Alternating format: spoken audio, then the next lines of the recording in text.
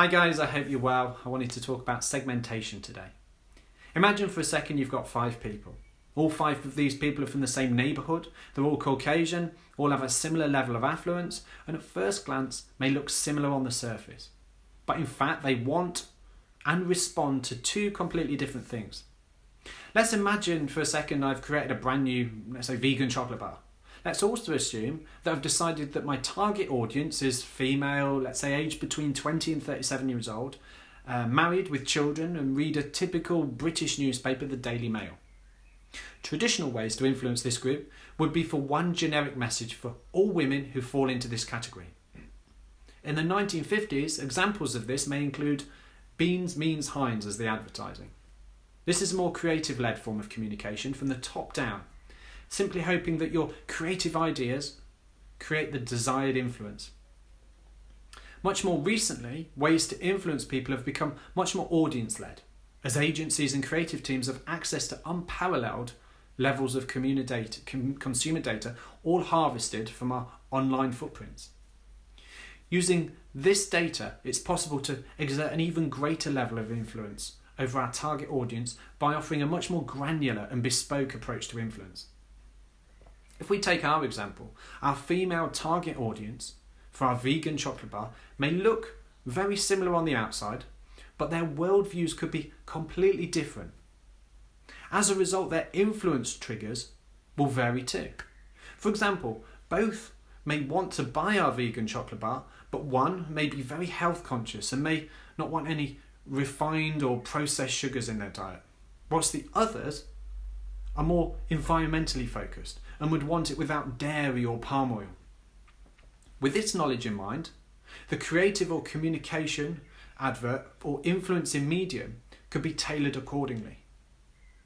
But it's not just personality that we can use to influence people.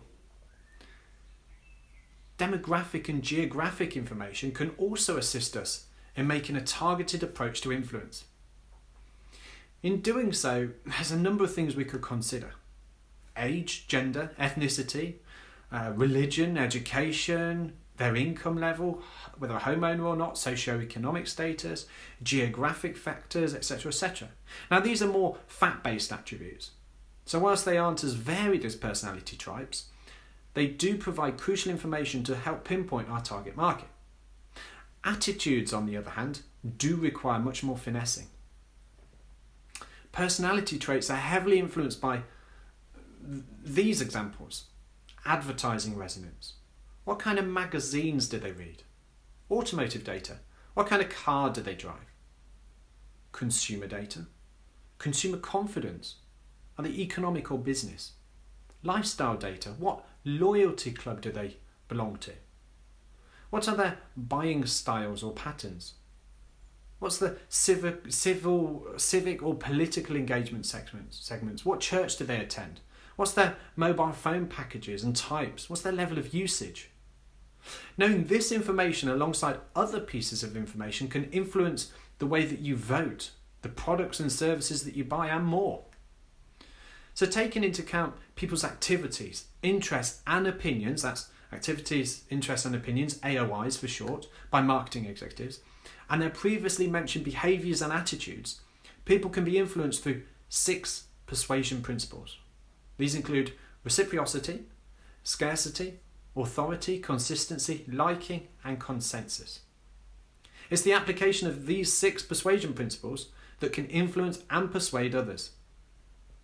Many of the outcomes of the subsequent experiments that I share in these videos or in my book are all underpinned by one or more of these principles of persuasion. Hopefully this overview is a good foundation for further evaluation, and I'll see you again sometime. Thank you. Bye.